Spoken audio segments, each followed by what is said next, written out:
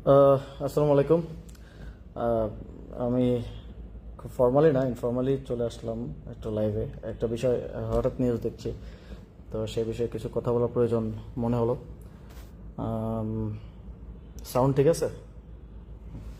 তো একটু আগে নিউজ দেখলাম, আপনারা হয়তো ক্যাপশন দেখে বুঝতেই পারছেন যে কি বিষয়ে কথা বলবো। যে সচিবের স্বাক্ষর ছাড়াই প্রকল্প পাশ করলেন আসিফ মাহমুদ, এটা বলেছেন স্থানীয় সরকার প্রতিমন্ত্রী মিস্টার শাহ আলম, সম্ভবত ওনার নাম। তো একটু ফাইলের প্রসেসটা বোঝা প্রয়োজন, যে মন্ত্রণালয় একটা ফাইল কিভাবে কোন প্রসেসে পাশ হয়। প্রথমত আমি মিস্টার শাহ আলম যেটা বলেছেন সেটা উত্তরটা পরে আসছি। সাধারণত আপনারা হয়তো অনেকেই জানেন না, অনেকে জানেন যারা এই বিষয়গুলোর সাথে মন্ত্রণালয়ের সাথে কাজ করেন বা বিভিন্ন সরকারি অফিসের সাথে কাজ করেন, তারা জানেন যে প্রসেসগুলো কিভাবে হয়, কিন্তু বেশিরভাগ মানুষই জানেন না। ফলে একটু এনলাইটেন করা প্রয়োজন। প্রথমে একটা ফাইল সাধারণত আমার জায়গা থেকে, আমি যে জায়গায় ছিলাম উপদেষ্টার জায়গায়, এখন মন্ত্রীর জায়গায় আছেন মির্জা ফখরুল ইসলাম আলমগীর সাহেব। তো সাধারণত একটা ফাইল হচ্ছে কিভাবে প্রসেস হয়, মানে কোনো একটা বিষয়ে সিদ্ধান্ত প্রয়োজন, সেটা প্রসেস হয় হচ্ছে সংশ্লিষ্ট শাখা থেকে। যেমন স্থানীয় সরকার মন্ত্রণালয় সিটি কর্পোরেশন শাখা আছে, ওয়াসা শাখা আছে, সেই শাখার নিজস্ব একটা সেট আপ আছে। একজন অতিরিক্ত সচিবের নেতৃত্বে সাধারণত একটা শাখা কাজ করে থাকে। তো প্রথমত সেই শাখার উপসচিব ফাইলটা ইনিশিয়েট করে। উপসচিব থেকেই ফাইলটা স্টার্ট হয় আর কি। তো তারপরে সেটা যুগ্ম সচিব দেখেন। যুগ্ম সচিব দেখার পর সেটা তার কাছে যদি মনে হয় যে ঠিক আছে, এটা উপরে পাঠানো যায়, সব কিছু ঠিকঠাক মনে হয়, তাহলে তিনি এটা আবার তার সিনিয়র কর্মকর্তার কাছে পাঠান। তিনি স্বাক্ষর করে পাঠান, সেটা এডিশনাল সেক্রেটারির কাছে যায়। এডিশনাল সেক্রেটারি সেটা আবার নিজে দেখেন, সেটা পারফেক্ট থাকলে তিনি সেটা আবার সাইন করে সেটা সচিবের কাছে পাঠান। সচিব সেটা স্ক্রুটিনি করে সেটা উপদেষ্টা কিংবা মন্ত্রী যিনি দায়িত্বে আছেন তার কাছে পাঠিয়ে থাকেন। এবং তার স্বাক্ষরের পরে, তার স্বাক্ষরের সাথে সাথে কিন্তু সেটা অনুমোদন হয়ে যায় না, তার স্বাক্ষরের পরেও কাজ থাকে। মন্ত্রী কিংবা উপদেষ্টা স্বাক্ষরের পর তিনি স্বাক্ষর করে মার্ক করে দেন, যে তিনি চাইলে যে কাউকে মার্ক করতে পারেন, তিনি শাখাকেও মার্ক করতে পারেন, তিনি সরাসরি উপসচিবকেও মার্ক করতে পারেন, তিনি চাইলে সচিবকে মার্ক করতে পারেন, অতিরিক্ত সচিব, যুগ্ম সচিব, যে কাউকে মার্ক করতে পারেন। বাট আমার সবসময় প্র্যাকটিসটা ছিল যে আমি পুরো নর্মটা ফলো করতাম, আমি সবসময় সচিবকেই মার্ক করতাম। ফলে এটা আমার স্বাক্ষর পরে সচিবের কাছে যেত, সচিব সেটা আবার এবার নিচের দিকে, একটা হচ্ছে আপওয়ার্ড ফাইলের গতিবিধি, তারপর হচ্ছে ডাউনওয়ার্ড, এটা আবার নিচের দিকে যাবে। সচিবের পরে সচিব হয় সরাসরি উপসচিবকে দিয়ে দিবেন, অথবা অতিরিক্ত সচিব, তারপর যুগ্ম সচিব, তারপর উপসচিব, এভাবে ক্রোনোলজিক্যালি পাঠাবেন। উপসচিবের কাছে যাওয়ার পরে তারপর তিনি হচ্ছে অফিসিয়ালসদেরকে দিবেন এটা, বা তিনি হচ্ছে এটাকে করবেন, এটা নোটিশ আকারে দিবেন। যখন নোটিশটা আসে, গভর্নমেন্ট নোটিশটা আসে, তার মানে হচ্ছে এটা গভর্নমেন্ট নোটিশ কিংবা গভর্নমেন্ট অর্ডারটা আসে, তার মানে হচ্ছে এই ফাইলটা পাস হয়ে গেল আর কি। এটা মানে ইভেন আমার সাইন করার মতো দিয়েও পাস হয় না, এটা আরও প্রসেস আছে। তারপরে গিয়ে নোটিশ, যেটা গভর্নমেন্ট অর্ডার আকারে আপনারা দেখেন, সেটা আসা মানে হচ্ছে পাস হওয়া। তো এটা হচ্ছে প্রসেস, নর্মাল প্রসেস। এটা হচ্ছে যে কোনো জেনারেল ফাইলের, কিন্তু এখানে যেহেতু কথা হয়েছে প্রকল্পের, মিস্টার শাহ আলম বলেছেন যে কোনো একটা প্রকল্প সচিবের স্বাক্ষর ছাড়া পাশ হয়েছে। তো আমার মনে হয় যে ওনারা তো হয়তো মাত্র 3 মাস হলো দায়িত্ব নিয়েছেন, নতুন হতে পারেন, হয়তো প্রসেস এখনও বুঝে উঠতে পারেন নাই। তো প্রথমত একটা প্রকল্প পাশ হওয়ার ইয়াটাও আরও অনেক বেশি কমপ্লেক্স। যারা আসলে কাজ করেন, কাজ না করলেও জানেন, কারণ আপনার বাড়ির সামনে যখন রাস্তা করা লাগে, বা যখন বাড়ির সামনে বা হচ্ছে আশেপাশে যখন সড়কের কাজ হয় বা ছোটো ছোটো কাজ হয়, সরকারি কাজ, সেগুলো আপনারা জানেন কতটা স্লো হয়, কারণ এটার প্রসেসটা অনেক লেংদি, অনেক লম্বা। তো সেটার প্রসেসটা আমি আরেকটু বুঝাই। যে প্রথমত একটা প্রকল্প নেওয়ার যদি নীতিগত সিদ্ধান্ত হয় যে এই বিষয়ে একটা প্রকল্প গ্রহণ করা হবে, তখন ফার্স্টে হয় ফিজিবিলিটি স্টাডি। ফিজিবিলিটি স্টাডিটা সংশ্লিষ্ট সংস্থা করে, যেমন স্থানীয় সরকার মন্ত্রণালয়ে স্থানীয় সরকার ইঞ্জিনিয়ারিং ডিভিশন যেটা আছে, প্রকৌশল বিভাগ, যেটা স্থানীয় সরকার প্রকৌশল বিভাগ আপনার বাড়ির আশেপাশে ছোট রাস্তা থেকে শুরু করে কালভার্ট থেকে শুরু করে এই কাজগুলো সাধারণত স্থানীয় সরকার প্রকৌশল বিভাগ সারা দেশে করে থাকে। এবং সেটা ফিজিবিলিটি স্টাডি হয় আর কি। ফিজিবিলিটি স্টাডিটার ক্ষেত্রে অনেক স্টেক হোল্ডার ইনভলভ। এখানে জেলার এক্সিএন, উপজেলা ইঞ্জিনিয়ার থেকে শুরু করে এলজিইডি ডিপার্টমেন্টের, এটা কিন্তু মন্ত্রণালয় না, এটা এলজিইডি আলাদা একটা ডিপার্টমেন্ট, ইঞ্জিনিয়ারিং ডিভিশন, যেটার চিফ থাকেন একজন চিফ ইঞ্জিনিয়ার, তিনি সেটার প্রধান। তো সেখানে এটা নিয়ে ফিজিবিলিটি স্টাডি হয়। ফিজিবিলিটি স্টাডিতে যদি মনে হয় যে ঠিক আছে এই প্রকল্পের কার্যকারিতা বা প্রয়োজনীয়তা রয়েছে, সেক্ষেত্রে প্রায়োরিটি বিবেচনা ওই প্রকল্পটাতে হাত দেওয়া হয়, প্রকল্পটা নেওয়া হয়। নেওয়ার পরে ওইটার একটা ডিপিএম প্রস্তুত করা হয়, ওইটার একটা মানে প্রকল্পে কি কি কাজ হবে, বাজেট এস্টিমেট থেকে শুরু করে পুরো ডিটেলস সহ একটা ডিপিএম তৈরি করা হয়। এবং সেটা এই প্রকল্পটা যখন চিফ ইঞ্জিনিয়ারের স্বাক্ষর নিয়ে, মানে চিফ ইঞ্জিনিয়ার এটা যখন অনুমোদন করে দেন যে ঠিক আছে এটা নেওয়ার জন্য যিনি প্রস্তুত এবং এটা নিতে চায়, তখন এটা আসে মন্ত্রণালয়ে, স্থানীয় সরকার প্রকৌশল বিভাগ থেকে মিনিস্ট্রিতে আসে। মিনিস্ট্রিতে ওই সেম প্রসেস, যে বিভিন্ন শাখার মাধ্যমে এটা আসার কথা। তো এই শাখার মাধ্যমে যখন এই যে স্থানীয় সরকার প্রকৌশল বিভাগ যে শাখা ডিল করে, ওই শাখায় যখন আসে, তখন এটা নিয়ে ফার্দার একটা প্রকল্প নেয়ার ক্ষেত্রে একটা কমিটি আছে, একাধিক কমিটি থাকে সাধারণত, যেটা সাধারণত সচিব হেড করে আর কি। সাধারণত সচিব অথবা সচিব যদি চান তাহলে তিনি যে কোনো অতিরিক্ত সচিব বা অন্য কাউকেও দায়িত্ব দিতে পারেন। একটা প্রকল্প পাশ করার বিষয়ে একটা কমিটি থাকে। তো সেই কমিটিতে আলোচনার ভিত্তিতে সেখানেও যদি অ্যাগ্রিড হয় যে ঠিক আছে এই প্রকল্পটা আমরা নিব, তখন ওই প্রকল্পটা আসলে ওইটা পাস হয় এবং সেটার ফাইল ওয়ার্কটা স্টার্ট হয় আর কি। তো তখন আবার ওই যে উপসচিব, যুগ্ম সচিব, অতিরিক্ত সচিব এবং সচিব পার হয়ে উপদেষ্টা কিংবা মন্ত্রীর কাছে ফাইলটা আসে। তখন মন্ত্রীর স্বাক্ষর হওয়ার পরে সেটা আবার ডাউনওয়ার্ড যায়। তো একটা প্রকল্প আপনারা জানেন যে আরও কমপ্লেক্সিটি আছে। প্রকল্প বিষয়ক যখন কমিটি বসে মিটিংয়ে, তখন তারা দেখে যে এটার সাথে অন্য কোনো মন্ত্রণালয় ইনভলভ কিনা বা অন্য কোনো মন্ত্রণালয়ের মতামত নেওয়া প্রয়োজন কিনা। যেমন একটা রাস্তা করা হবে, তখন দেখা হয় যে এটা এনভায়রনমেন্টের কোনো ক্ষতি করতে পারে কিনা, গাছ কাটা পড়ছে কিনা, সেক্ষেত্রে এটা এনভায়রনমেন্ট মিনিস্ট্রি ইনভলভ থাকে। তো ভূমি মন্ত্রণালয় ইনভলভ থাকে, কারণ জমি জমার বিষয় আছে, জমি জমা কেনা না কেনা। তো এরকম আরও স্টেক হোল্ডার ইনভলভ আছে, তাদেরকে নিয়ে এবার আন্তঃমন্ত্রণালয়ের বৈঠকও প্রয়োজন পড়তে পারে মাঝে মধ্যে, কখনো কখনো। তো সেটাও করা হয়, সেটা সচিবের নেতৃত্বে যেই প্রকল্প যে কমিটি থাকে সাধারণত, সেই কমিটির মাধ্যমে হয়। তো তারপরে এটা উপদেষ্টার কাছে আসে। উপদেষ্টা চূড়ান্ত অনুমোদন দেওয়ার পর সেটা তারপরে প্রসেস আছে। উপদেষ্টা চূড়ান্ত অনুমোদনের পর এই প্রকল্পটা যায় পরিকল্পনা কমিশনে। আপনারা জানেন যে আমাদের যেই পরিকল্পনা কমিশন আছে, সব প্রকল্প সব মন্ত্রণালয় থেকে অবশ্যই পরিকল্পনা কমিশনের মাধ্যমেই পাস হতে হয়। একেবারে ছোট প্রকল্প হলে সেটা মন্ত্রণালয় নিজেই নিতে পারে, কিন্তু বড় প্রকল্পগুলো, মাঝারি প্রকল্পগুলো পরিকল্পনা কমিশনে পাস হয়। কিছু প্রকল্প আছে যেটা 50 কোটির নিচে বা 100 কোটির নিচে, আমার ঠিক মনে নেই যে কোন মার্কটা, সেটা সাধারণত পরিকল্পনা মন্ত্রী যিনি থাকেন, আমার অন্তর্বর্তী সরকারের সময় ছিলেন ওয়াহিদুদ্দিন মাহমুদ, এখন সম্ভবত আছেন আরেকজন। তো মন্ত্রী যিনি থাকেন তারপর যে নিষ্পত্তিযোগ্য হয়, 50 কোটি টাকার প্রকল্প হলে সে নিজেই আসলে দেখে নিষ্পত্তি করে দিতে পারে। আবার এটা তার পর্যায়ে যাওয়ার আগেও কিন্তু পরিকল্পনা কমিশনেও, পরিকল্পনা মন্ত্রণালয়েও, সেখানেও আবার সচিবের নেতৃত্বে, বা সেখানে তো অনেক সচিব, প্রায় 12 থেকে 15 জন, তাদের কোনো একটা কমিটির নেতৃত্বে আবার স্ক্রুটিনি হয়। স্ক্রুটিনি হওয়ার পরে তারা যখন দেখে যে এটা ঠিক আছে, এটা পাঠানো যায়, তখন তারা তাদের উপদেষ্টা কিংবা মন্ত্রীর কাছে পাঠায়, তিনি অনুমোদন দেন। আর যদি প্রকল্প বড় প্রকল্প হয়, সেক্ষেত্রে আপনারা দেখে থাকবেন নিউজে সবসময় যে মাঝে মধ্যে মাসে 2বার এই মিটিংটা হয়, মাঝে মধ্যে 1বার হয়, মাঝে মধ্যে 2 মাসেও হয়। একনেকের যে বৈঠক হয়, দেখবেন যে এইবারের একনেকে 3,000 কোটি টাকার, 5,000 কোটি বা 20,000 কোটি টাকার প্রকল্প অনুমোদন, বা এতগুলো 27টা, 20টা বা 10টা বা 5টা প্রকল্প অনুমোদন হয়। আপনাদের আমরাও যখন দায়িত্বে ছিলাম, ডক্টর মোহাম্মদ ইউনূসের নেতৃত্বে সেই একনেক বৈঠকটা হতো। এখন প্রধানমন্ত্রী তারেক রহমানের নেতৃত্বে একনেক বৈঠকটা হয়। তো প্রকল্পটা লাস্ট পাস হয় কিন্তু একনেকে, এবং তার মাধ্যমে তারপর এটার এক্সিকিউশনে সংশ্লিষ্ট মন্ত্রণালয়কে যখন একনেক থেকে জানানো হয় এই প্রকল্প পাস হয়ে গেছে, নির্দেশনা আসে, তখন মন্ত্রণালয় ওই প্রকল্প বাস্তবায়নের উদ্যোগটা গ্রহণ করে সাধারণত। তো এই পুরো প্রসেসটা আমি বোঝালাম বা বললাম এত সময় নিয়ে, কারণ হচ্ছে এটা বোঝাটা জরুরি। এটা না বুঝলে এই যে একটা এলিগেশন আনা হলো, এটা বোঝাটা মুশকিল হবে।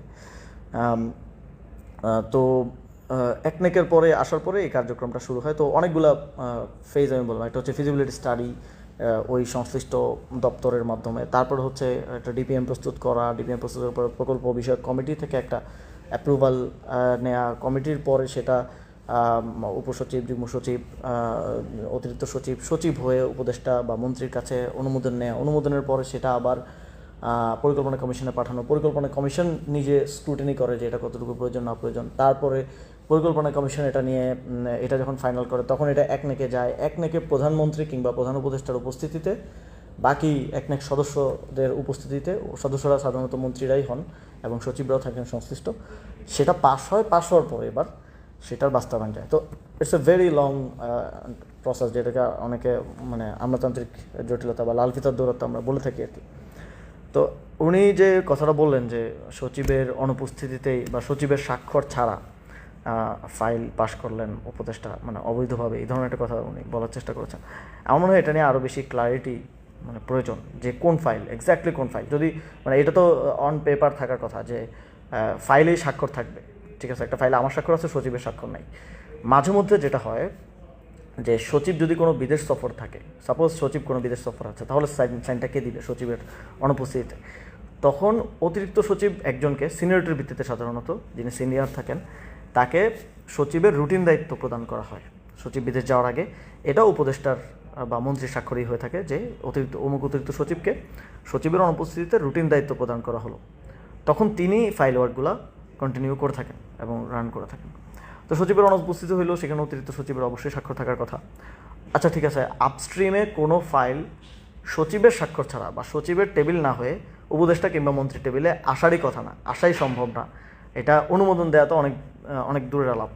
আবার সচিবের সংশ্লিষ্টতা আরও অনেকগুলো জায়গা আছে, একনেকে সচিবের উপস্থিতি থাকতে হয়। তারপর যেই কমিটি, এই যে প্রকল্প বিষয়ক যে কমিটি, প্রকল্প পাশ করার জন্য যে কমিটি ইটসেলফ রিপোর্ট করা হচ্ছে সচিবের কাছে, বা ওই কমিটির ক্ষেত্র বিশেষে সচিবই প্রধান থাকেন আর কি।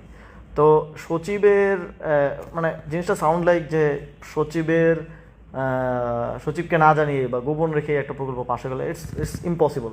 একটা প্রকল্প তো আপনি মুখ দিয়ে বললেন হয়ে গেলো এরকম না। একটা প্রকল্প ফিজিবিলিটি স্টাডি, ডিপিএম টিপিএম করে ছোটো থেকে ছোটো প্রকল্প 1 থেকে 1.5 মাস 2 মাস সময় লাগে, যদি একেবারে লাকি হয় কেউ যে এই সময়ের মধ্যে নিতে পারে, আর না হলে সম্ভব না এটা নেওয়া। তো সচিবের আমি একটু ক্ল্যারিটি চাইবো মিস্টার শাহ আলমের কাছে, যে তিনি যদি যথেষ্ট সৎসাহস রাখেন, আই বিলিভ যে তিনি ওই ফাইলটা প্লিজ কাইন্ডলি, যে এই ফাইলটা সচিবের ছাড়া, বিশেষ করে প্রকল্প, মানে যখন উনি প্রকল্প বলেন তখন তো আমি আরও অবাক হই। একটা ফাইল হতে পারে যে সচিব দেশে নাই, অতিরিক্ত সচিবের স্বাক্ষরের পরে আসলো, আমি আবার স্বাক্ষর করলাম, অতিরিক্ত সচিবের মাধ্যমে চলে গেল, হুইচ ইজ অলসো লিগাল। মানে কোনো কিছু যদি মনে হয় যে এটা আরেকটা ক্লজ আছে, যে কোনো কিছু যদি মনে হয় যে গুরুত্বপূর্ণ, জনগুরুত্বপূর্ণ কোনো একটা বিষয়, এখন সচিব উপস্থিত নাই, সচিব দেশের বাইরে, বা সচিব ছুটিতে আছে একদিনের, বা সচিব তার বাড়িতে গেছে, তার মা অসুস্থ বা সামথিং হইতেই পারে। তো এই 1 দিন বা 2 দিনের জন্য কাউকে অতিরিক্ত সচিবের দায়িত্ব দেওয়া হয় নাই, কারণ 1 দিন 2 দিন ফাইল ক্যান ওয়েট। তো যদি এরকম হয় তাহলে কি? তাহলে উপদেষ্টা ডিরেক্টলি যুগ্ম সচিব কিংবা অতিরিক্ত সচিব যিনি আছেন তার স্বাক্ষরের পরে উপদেষ্টা কিংবা মন্ত্রী স্বাক্ষর দিয়ে ফাইলটা রান করতে পারেন। এটা লিগেল, এটা ইলিগেল কিছু না, এটা টোটালি লিগেল। হ্যাঁ, এটা আমার মনে হয় শাহ আলম ভাই যদি এটা জানতেন তাহলে হয়তো উনি মানে আই থিঙ্ক ওনার আর একটু আমলাদেরকে ডেকে আর একটু বোঝা দরকার যে আসলে হাউ থিংস ওয়ার্ক। তো যদি সচিবের অগোচরেও কেউ, মানে অগোচরে বলতে তার অনুপস্থিতিতেও মন্ত্রী কিংবা উপদেষ্টা যে চূড়ান্ত দেয়, যে এই যে আমি আপনাদেরকে পুরোটা একটা স্ট্রিম বললাম যে উপসচিব, যুগ্ম সচিব, অতিরিক্ত সচিব, সচিব, মন্ত্রী, এর মধ্যে সাপোজ যে কেউ নাই, সে সাপোজ যুগ্ম সচিব নাই, তাহলে উপসচিব থেকে ডিরেক্ট অতিরিক্ত সচিবের কাছে আসতে কোনো বাধা নাই। সাপোজ সচিব নাই, তাহলে জনগুরুত্বপূর্ণ ইস্যু আজকের মধ্যে সলভ করতে হবে, অফিস আওয়ারের মধ্যে সাইন দিতে হবে, সচিব ইজ নট অ্যাভেলেবেল, তাহলে অতিরিক্ত সচিবেরটাও মন্ত্রী নিজে, কারণ এখানে ফাইনাল অথরিটি হচ্ছে মন্ত্রী, ফাইনাল চূড়ান্ত জিনিসটা বাকি হচ্ছে পার্ট অফ দ্য প্রসেস মন্ত্রী বা উপদেষ্টা। তো তিনি কিন্তু দিতে পারেন, এটা লিগ্যাল, এটা ইলিগ্যাল না, এটা অবৈধ না। তো সেরকম যদি হয়েও থাকে তাহলে সেটা দেখতে হবে। কিন্তু এটা জিনিসটা সাউন্ড লাইক এমনভাবে সাউন্ড করছে ওনার বক্তব্যটা বা শিরোনামগুলা, যে সচিবকে গোপনে রেখে বা অগোচরে রেখে। তো আমিও আবার এই নিউজটা দেখার পর আমি যোগাযোগ করলাম, যিনি সচিব ছিলেন আমি যখন দায়িত্বে থাকাকালীন, তিনি এখন ওএসডি অবস্থায় আছেন। তাও ওএসডি হয়েছেন আমি যতটুকু জানতে পেরেছি যে এই প্রতিমন্ত্রী এবং মন্ত্রীর মারামারিতে, যে কার অর্ডার শুনবে। আমি আপনারা হয়তো শুনবেন আমার অনেক বক্তব্যে আমি বলি যে এখন অ্যাডমিনিস্ট্রেশন বুঝতেছে না যে কার অর্ডার শুনবে। তো এই দুইজনের মারামারিতে দুইজনের অন্তর্কোন্দলের কারণে বেচারা সচিবকে ওএসডি করা হয়েছে। যাই হোক, উনি বিএনপিপন্থী লোকই ছিলেন আমার জানা মতে। তো তার সাথে আমি কথা বললাম যে আসলে এরকম কোনো ফাইল কিছু হওয়ার কি সুযোগ আছে কিনা। তো তিনি বললেন এরকম কোনো ফাইল কিছু হওয়ার সুযোগ নেই, যদিও এটা লিগ্যাল, এটা করা যাবে, কিন্তু এরকম কোনো কিছু আমাদের সময় আমাদের হয় নাই। আমরা এটাকে ওয়েট করাইছি, প্রয়োজন আমরা একটু সময় নিছি, অথবা মাঝে মধ্যে এটাকে এখানে কিছু লুপ হোল থাকে। লুপ হোল লাইক যে আপনি সাইন দিয়ে দিলেন, পরে এটাকে কারেক্ট করার জন্য সচিব পরের দিন ব্যাক করলো, কিন্তু সে ব্যাক ডেটে সাইন করলো। সাপোজ আজকে সচিব নাই, বাট সচিবকে আমরা অন লুপ রাখতে চাই, তাহলে কি করা যায়? এটা আমি সাইন করে দিলাম, সচিব পরের দিন ব্যাক ডেটে সাইন দিল। তো এই প্র্যাকটিসটা লিগেল কি লিগেল আমি শিওর না, কিন্তু এই প্র্যাকটিসটা আছে। এটা অ্যাডমিনিস্ট্রেশনের মধ্যে বিভিন্ন পর্যায়ে এই প্র্যাকটিসটা আছে। অনেক সময় আমি নিজেও দেখেছি যে মাঝখানে কোনো একটা পরত নাই, ইভেন প্রধান উপদেষ্টা বা প্রধানমন্ত্রী তার মানে দ্রুত ডিসিশন প্রয়োজন, তাহলে এটা। এবং অনেক ক্ষেত্রে হয় কি, স্বাক্ষর ছাড়াই সবার সম্মতি নিয়ে, সবার কনসার্ন নিয়ে, যে সবার কনসার্ন আছে, মোবাইল ফোনে তো অ্যাক্সেস যোগাযোগ করাই যায়, সম্মতি নিয়ে ফাইল রান করে দেওয়া হয় যে কাজটা হয়ে যাক, অর্ডার গভর্নমেন্ট অর্ডার ইস্যু করে দেওয়া হয়, স্বাক্ষরটা পরে নেওয়া হয়, পরে ব্যাকডেটে নিয়ে এটা কারেক্ট করে দেওয়া হয়। তো আমি আসলে ক্লিয়ার না। আমি আহ্বান জানাবো যে মিস্টার শাহ আলম, আপনি প্লিজ দয়া করে এক্স্যাক্ট কোন ফাইল এটা ক্লিয়ার করেন। এটা ধোঁয়াশা রাখার বা এটা ইয়া রাখার কিছু নাই। I am willing to answer. If you have any doubt about any files, you can call me. I'm available. I will go to your office, স্থানীয় সরকার মন্ত্রণালয়, and if you want এটা পাবলিকও করা যায়, if you want মিডিয়ার সাথে রেখে, ঠিক আছে, I'm okay. এটা আমার মনে হয় যে এটা মন্ত্রণালয়ের উচিত হবে, যেটা একজন প্রতিমন্ত্রী এই কথাটা বলেছে, তার কথার ভারিক্কি আছে, আই বিলিভ তিনি সেটা বোঝেন। তো তিনি এটা ক্লিয়ার করবেন যে কোন ফাইলে হয়েছে, এবং তিনি সেই ফাইলটা শেয়ার করতে পারেন publicly. And I am challenging যে আপনি শেয়ার করেন যে কোন ফাইলে ইলিগালি সচিবকে অগোচরে রেখে উপদেষ্টা স্বাক্ষর করেছে।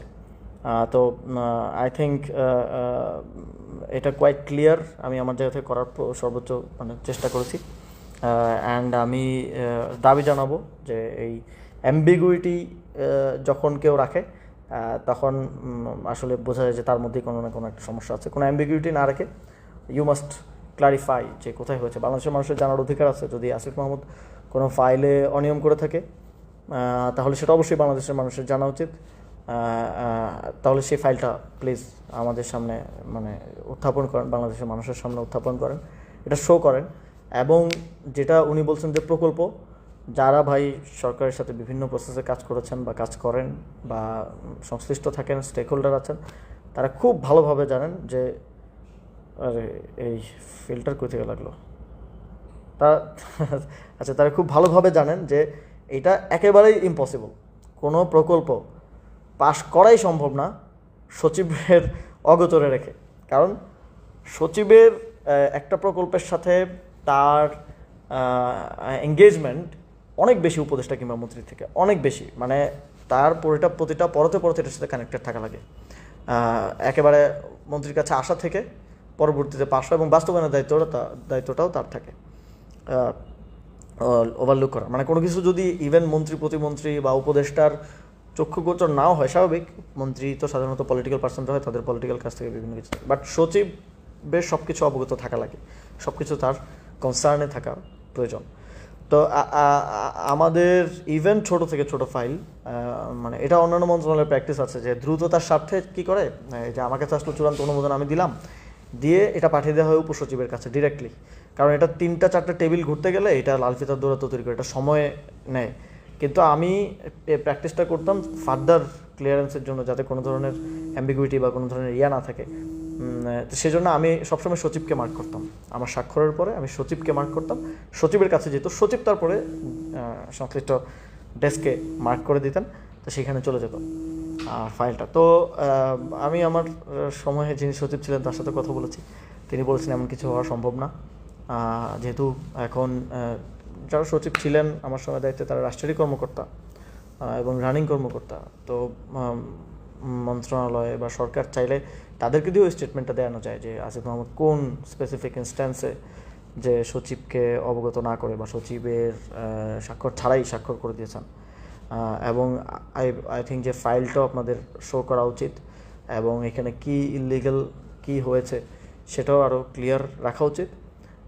মানে আমি দেখছি যে এই সরকার বা স্থানীয় সরকার মন্ত্রণালয়ে আজকে ওই নিউজটা পড়তে গিয়ে আমি দেখলাম যে পিরোজপুরের একটা দুর্নীতির ঘটনা নিয়েও তিনি বলেছেন যে কাজ না করেই টাকা উত্তোলন করা হয়েছে। তা আপনাদের মনে থাকার কথা বা আপনারা সার্চ করলেই পাবেন, এই সংক্রান্ত একটা প্রেস ব্রিফিং আমি করেছিলাম যে পিরোজপুরের যেই ঘটনা যেই দুর্নীতিটা হয়েছিল সেটা আমরা মন্ত্রণালয়ের পক্ষ থেকে একটা তদন্ত কমিটির মাধ্যমে তদন্ত করে বের করেছিলাম এবং টাকার পরিমাণ সহ আমরা দুদককে জানিয়েছিলাম যে আপনারা এটার বিরুদ্ধে ব্যবস্থা নেন এবং ফার্দার আপনারা ইনভেস্টিগেশন করেন।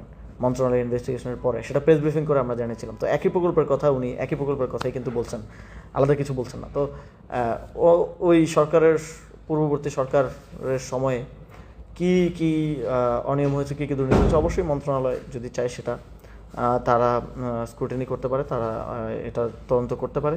আমি নিজেও করেছিলাম এবং আমরা যেটা বের করেছিলাম পিরোজপুরের ঘটনাটা সেটাই ওনারা এখন সেল করছেন এবং একটু পলিটিক্যাল রং দেওয়ার জন্য হয়তো আমার নামটা এখানে মানে এঙ্গেজ করেছেন, বলেছেন যে আসিফ মাহমুদ সচিবের স্বাক্ষর ছাড়া।